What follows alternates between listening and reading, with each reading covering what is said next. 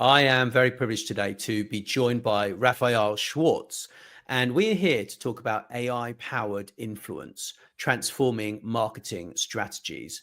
And if you want to learn more about this, you're a marketer, you're a business person, or you're an influencer, or you want to become one, then this is the perfect video for you, because Rafael is actually one of the managing directors of Territory Influence. They are the leading social media and influencer marketing agency in Europe, with headquarters in Munich, Germany.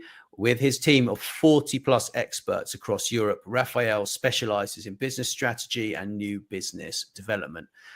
There's so much I could say, but he's also a member of the Forbes Communications Council, and he hosts the Social Corner podcast, and that has a hashtag of the Social Corner.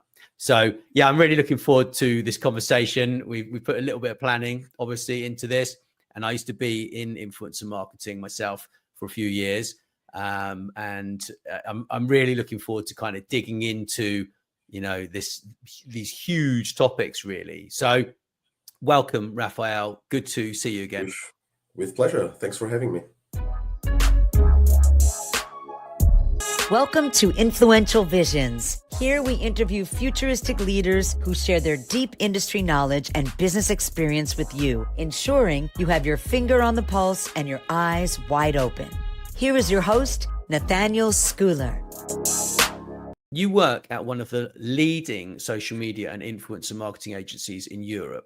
What are some of the key social media marketing trends that you anticipate for 2025?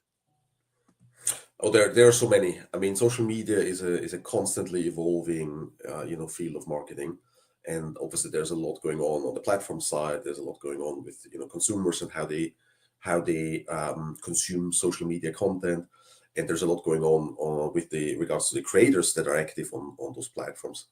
But I think, some of the major trends I'm anticipating for 2025.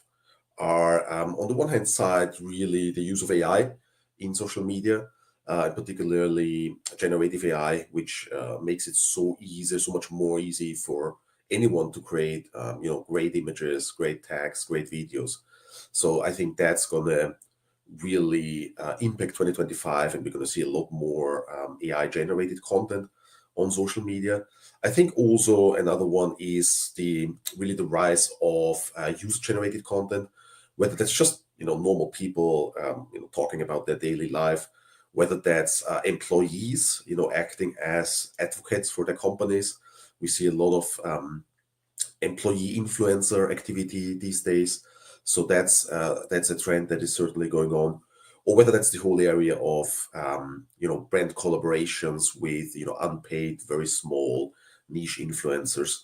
That is also becoming a huge trend right now on social media. And then obviously it's very interesting to look at different trends in terms of format. So I do anticipate that, while short form video will still dominate, we do see a resurgence of long form video content, both on YouTube but also on TikTok. So that's going to be interesting to watch how it balances out. The whole idea about short form versus long form video content, and I think also it's going to be interesting to see how threads are doing versus Twitter, or versus X, I should say, and particularly now that Meta has announced that they will also enable advertising on threads on their short messaging app. So let's see how that is going to impact the user engagement on the platform, and whether consumers will actually continue to flock, from Twitter towards threads. Interesting.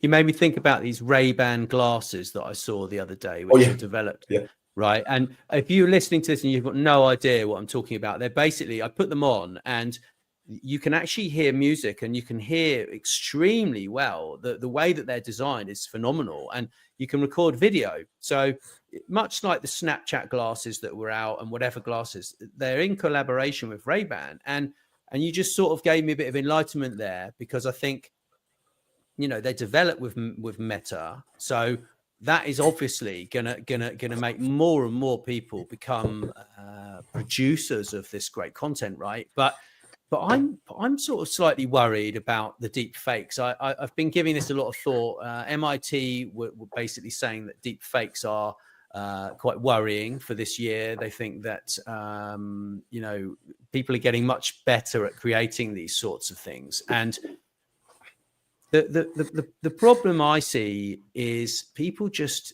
believe things and get triggered so quickly that it's a really scary sort of world, in my No, opinion. absolutely. Absolutely. I mean, the engines are getting so good that you can really hardly differentiate whether it's, fully machine generated or whether it was actually a photographer doing a video or making a picture. I think, therefore, we're also going to see a push by certainly the European, legislation to regulate the space, and particularly some push for stronger disclosures, like with influencer marketing years ago, right? Where there was a Right. strong push to differentiate whether there's a paid promotion or whether there's an organic and genuine recommendation. And I think we will soon see something similar. And certainly we are also pushing for that because it's going to help. It's also going to help creators, right? It's going to help creators who are really going the extra mile, who are investing a lot in their craft to create, nice content, versus someone who is just lazy and uses, just Gen AI Right. to, burn out tons of content, which is not what we all want to see on social media. Right. So do you think there's going to be more of a push towards sort of really high quality content, and things will improve along that front? Because Stephen J. Manning and we talk a lot about, the word salad, which is what you've kind of referenced near enough.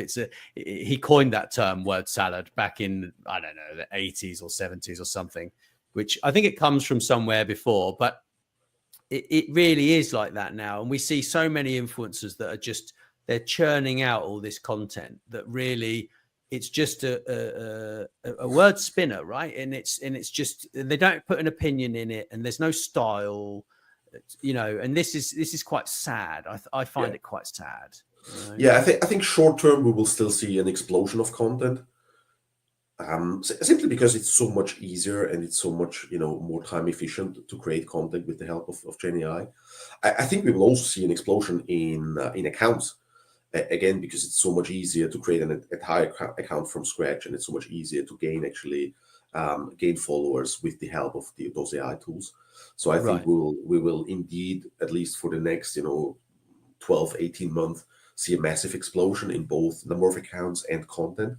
And then indeed we might see a little bit a separation of the good, the bad, and the ugly, and the people who really know their craft will use AI's tools in a smart way, but not to replace their genuine creativity and the genuine content production, but more with admin tasks and so on. And I think their quality of the content is going to be better because they have more time, right? So they use AI to actually save time for the content production.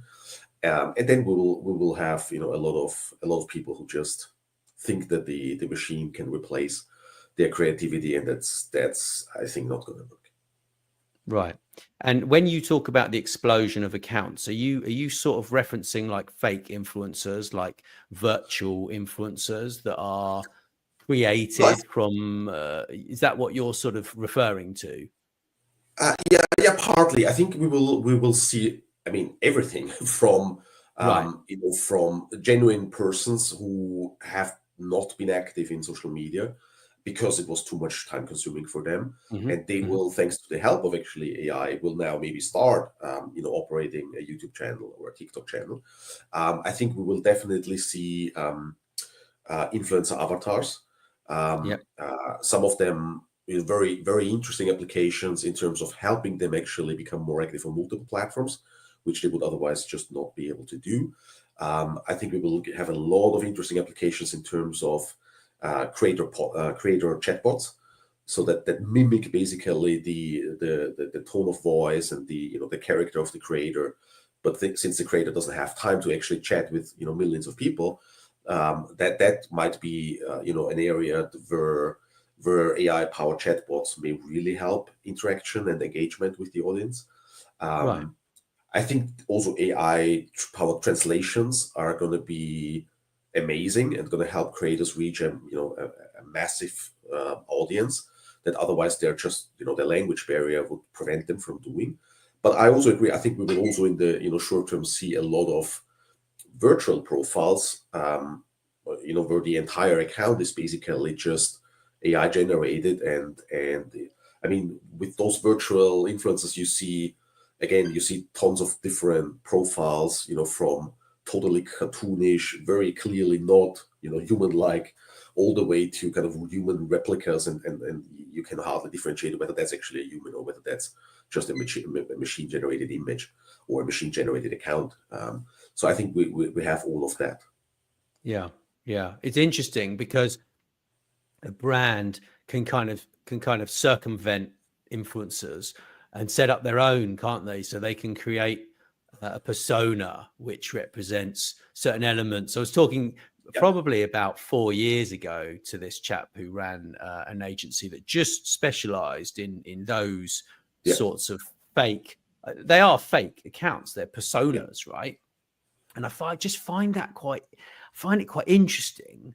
It doesn't mean I want to spend my time talking to that person or behind the sort of scenes, Yeah, but it's interesting because the vast majority of audiences doesn't actually differentiate their behavior. I mean, even with those very clearly cartoonish characters, where it's very obvious that this is not a human person, right? This is right. something else. This is machine generated. Right. There's not a person sitting behind that, but maybe an agency or a team, and they still behave exactly the same way. I mean, if anything, then there might even be more engagement on those accounts at the moment. More engagement. It's interesting because it's a lot like the virtual coaches that you can get now. That a lot of these companies will say, okay, well, we're going to provide virtual coaches. We're not going to collect the data of who you are talking to this coach. So you can talk to them, and actually people reveal a lot more information to a robot than they do a real person. So that's it's fascinating, isn't it, really? Yeah, no, absolutely. And I mean, some of those, virtual influencers, I mean, they have amassed millions of followers, and they're really, really important. And then, as you said, one of the other interesting use cases is certainly for brands to develop their own, highly individual, highly, personalized avatar based on their brand character, based on their, brand history, based on their brand values, and really, design that as a representation of the brand. And that can be a really interesting marketing angle, because obviously, I mean, that's something you always struggle with testimonials. I mean, they are never, perfectly identical to what you want to portray as a brand. Absolutely. I think it's fascinating when you sort of look back over the last 10 years and you look at, say, when IBM launched this chatbot at Wimbledon, and you could actually engage with this chatbot, and it was if you were a tennis pro, you could talk to this chatbot and it would give you specifically designed answers based upon you being a tennis pro, right? Versus you might engage with it and it says, well, do you know much about tennis? You say no, and then it will talk to you in a different style, which I find fantastically interesting for the future. It just opens up a level of engagement which is, I mean, it's not tailored, but it's tailored enough to make people feel like it's designed for them in a way, doesn't it? Yeah, and with the ability of AI to digest such a vast amount of data, I mean, myriad, more than any human could do. Obviously, it should be able to really tailor the approach and tailor the storytelling, tailor the messages to you as a person or as a persona, right? I mean, they will try and find as much information, from you as possible online. But if not, I mean, use obviously the available data and find some, lookalikes and tailor their approach accordingly. And that's really fascinating, because we all, as consumers, we like to have, personalization. We don't want to be just, bombarded with generic ads. I mean, that's really something that that we've grown out of, right? I mean, we expect companies, we expect brands to reach out and engage with us with highly individual, highly personalized messages. But that only works if obviously the data is available, and it only works if the AI is really trained properly. Absolutely, absolutely. So everybody, sorry, I've got another question here. There's certainly a shift towards smaller, more authentic content creators. How do you respond to this demand at Territory? Because it's difficult, isn't it, with the many people out there? Yeah, we are in a luxurious position here because our heritage is actually from working with millions of consumers across Europe. So we do have panels where we have more than 7 million unpaid nano and micro influencers registered. Wow. So for us, it's quite easy to tap into that pool of people and find the right ones who are really interested in that product category, in the brand, who are already a loyal user and have a motivation to actually endorse the brand, and then just activate them with specific messages, with specific triggers, with motivational content that we provide to them, and therefore we are really able to activate, I mean, anything between 1,000, 5,000, sometimes 10,000 nano influencers at the same time on behalf of the brands and companies we represent, and that's really fascinating. So for us, it's not really hard, and it's still an area where we see real impact, right? Because I mean, you trust your friends, you trust your relatives, your co-workers, you have a very intimate relationship with them. So if one of those persons in your inner circle recommends a product, recommends a service or a brand, you are certainly listening. So I think that that is why marketeers and why brands are so interested in smaller influencers. It's because of that credibility, because of that influence that they have on behavior, on preferences, on purchases.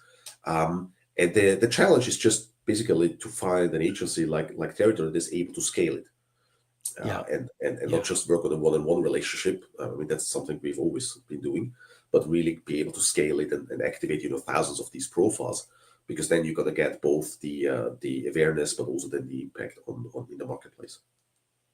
Yeah, I agree. Being able to leverage all those people at the same time, because then that will obviously builds Google SEO as well, right? Because if you engage multiple people who are all clicking that same page, then it becomes hugely interesting for Google, because they think, wow, where did these people come from, right? So it gives fast growth, right? No, absolutely. I mean, it does wonders in terms of SEO, and obviously, Google searchability picks up very quickly if thousands of people are talking about a brand, are tagging a company, are tagging a brand social media profile. It also does wonders in terms of awareness, because I mean, obviously, all of those posts are seen by, I mean, literally millions of people, and it does wonders in terms of engagement, because contrary to big celebrities, I mean, those normal people like us, actually, I mean, who are we connected with on social media? It's our friends. And they're obviously interested in the content we share. So they are then also highly interacting with the content, and they're being influenced by that content. And we've done over 100 external measurement studies, and each single one of them has been able to measure a significant sales impact. So it's really something that drives sales at the end as well. Very good, very good, very good.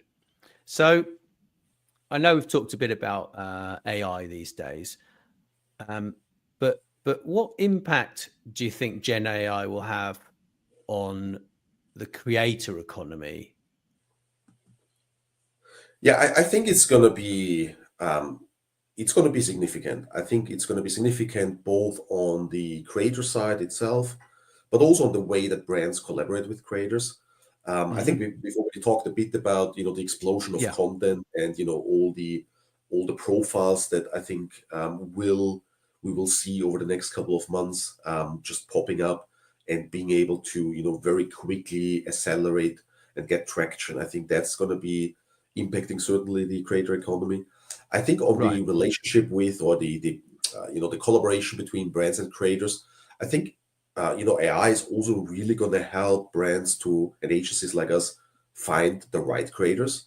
Again, based on the sheer amount of data that the AI is able to capture and digest, I think it will really help us create better matches between creators and companies for partnerships. So I think that's going to be a key driver, and that's going to help certainly the creator economy, right? Because I mean, if brands find better creators for them that are more in sync with their values, with the type of content they want to see out there, they're going to invest more into it. So I think that's going to be interesting. But I also think that we will see a lot more of those, virtual AI-powered influencer profiles over the next years. Simply because I mean the AI algorithms are just they are improving at a speed of light, and the type of content they can create, the type of images they can create, but also the type of videos they can create. I mean, it's mind-boggling. It's really amazing to see the quality, which is already out there today, and it's only going to get better. So I think those virtual influencers are a very interesting use case, and are certainly going to shape also the creator economy. I don't think they're going to ever replace human creators. I mean, there are obviously some fears out there among the creator community, but I don't think that's ever going to happen. But I think they will find their niche. I mean, like in any other field, you will have in the future niches where those virtual avatars will work really well. And there are certainly a lot of applications where it just doesn't make sense to use a virtual creator profile and for human interactions, whether that's with a celebrity or whether that's collaborations with as we discussed with thousands of nano and micro influencers are just going to work so much better. Absolutely. I think it's a very interesting prospect, really, when you can take some words. I mean, look, Microsoft, you've been able to do that in Word for quite a long time. You put some words in there, and then Microsoft reads your text to you, right? So very soon, I mean, there are applications where you can take your words and then you can upload them to a platform, and then it will create a podcast for you, right? But for me, I like to do the opposite. So I like to interview people and then take the words and create some sort of blogs and things like this. But actually, I think that there's so much satisfaction from uploading your content to a platform, talking to the AI and saying, okay, well, I want this platform. I want you to use this content as a base for an application, as an example. And I'm looking into a few of those sorts of applications in terms of personal brand creation, as an example, right? I mean, when you can upload your own work. I mean, I spent a long time writing a book on personal branding a few years ago.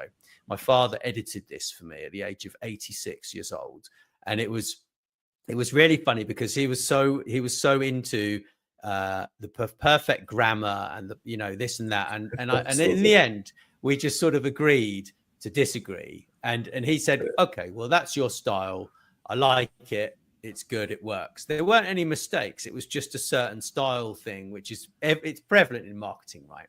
But I think taking your own intellectual property and then creating an application from it using AI, which then delivers a product, I think is a fascinating thing to do. In the next few years, months, I can see that happening, because you look at what available tools there are out there. It's actually quite mind-blowing, really. But I mean, look at what the new iPhone can do with image creation. But it is clearly evident that those are not real images. That's the interesting thing on the iPhone, the way that you can upload a picture. You can certainly detect whether an image is created by Midjourney or Adobe at the moment, not Firefly. I think that will very soon vanish. I mean, I think in a year's time, it will be really hard to detect with just the plain eye whether something was created by Gen AI or not. But I agree. I think there are so many interesting applications. I mean, the last 2 years we've seen a lot of text to text. Right? I mean, ChatGPT was all text to text. Then we had text to image, text to video. But I also agree. I think the other way around is fascinating, because obviously when you do a podcast like that and you have the ability to do AI powered transcription and you have the text available in 10 seconds after the podcast finishes, that allows you to create lots of other stuff, blog articles, white papers, ebooks, whatever. Exactly. If you have the same with video, I mean, it's amazing, right? Audio to text, video to text. But then the same, I mean, as you said, the next thing will be AI agents, right? Where you train them on all the stuff that you have developed, and then ask them, based on that, to either develop a new email or a new blog post, or develop a video message or a video, or call somebody. I've seen applications where Oh, really? somebody created an SDR, a virtual SDR, based on all the available training materials that the company had available for training, their sales reps. So they trained a virtual, persona to call prospects. And I mean, at least what they showed looked and sounded and it was terrific. It was amazing. I mean, you could not detect any different. You didn't know whether that was a human calling or not. Amazing.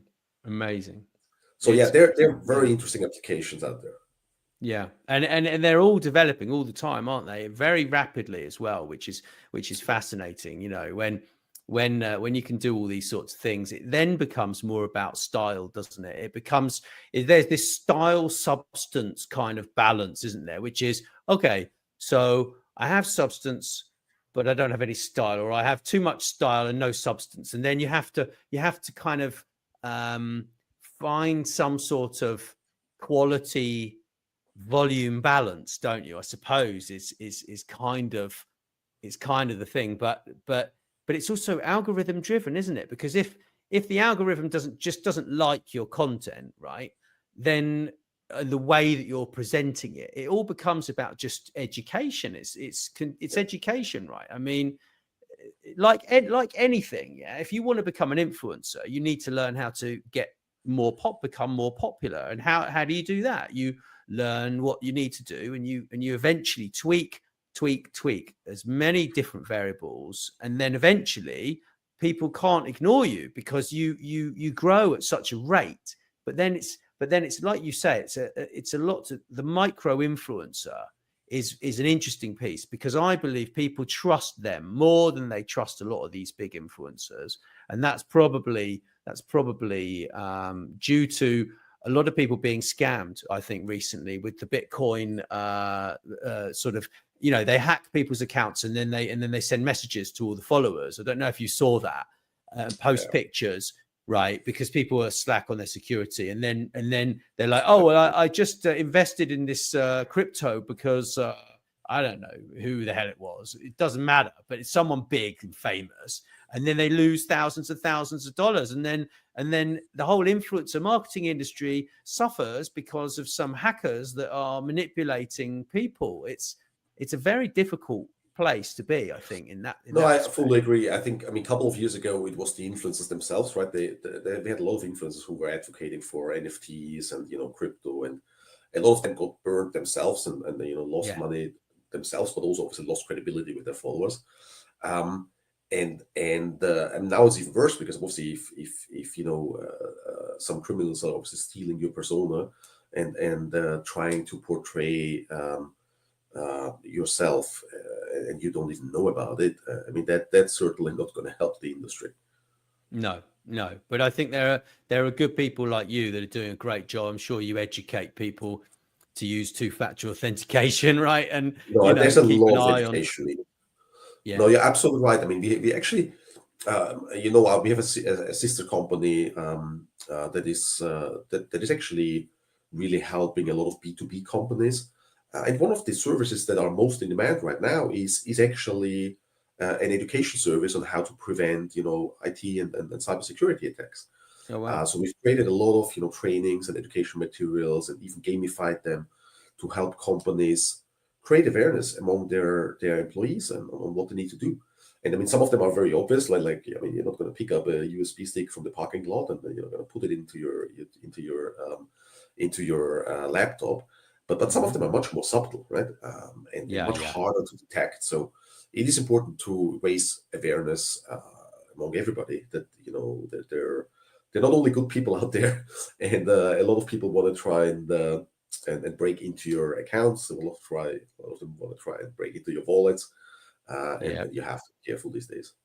It's very dangerous with all the fake content that can be created. They just need someone's voice, and they can clone that. So if you're listening to this and someone calls you and you're in accounts and your managing director calls you and says, oh, transfer this money, and it sounds like him or her, don't do it, because it could be someone with a fake recording, right? I mean, it's slippery slope. And we've seen that. I mean, we've seen it over and over again with emails, right? And people trying to fake your footer, fake your email address, fake your style of text. They became really good, but I mean, it's even more frightening if you think about voice messages or video messages that you cannot differentiate anymore. So people will need to be much more careful, and we will see a lot more, as you said, a lot more multi-factor authentication, simply to have additional layers of proof that whoever you were talking to was actually that person that instructed you, that was supposed to instruct you. Yeah, 100%. Well, I've thoroughly enjoyed speaking with you. I really been it's Absolutely. been fantastic. And if you are watching this and you would like some information on the key influencer marketing trends for 2025, you can download the full guide, and I will pop a link wherever you watch this. If you don't see the link because it's on a platform where there aren't loads of links, drop me a message and I will send that to you. And I'll also put your LinkedIn profile if people want to connect with you. And with pleasure. I mean, reach out to me. I'm very active on LinkedIn. Would love to have a chat there and connect with all of you. Fantastic. Thank you once again. Thanks very much for listening to Influential Visions. Please make sure you share this episode with your friends and business connections. And don't forget to drop us a review wherever you listen. Thanks.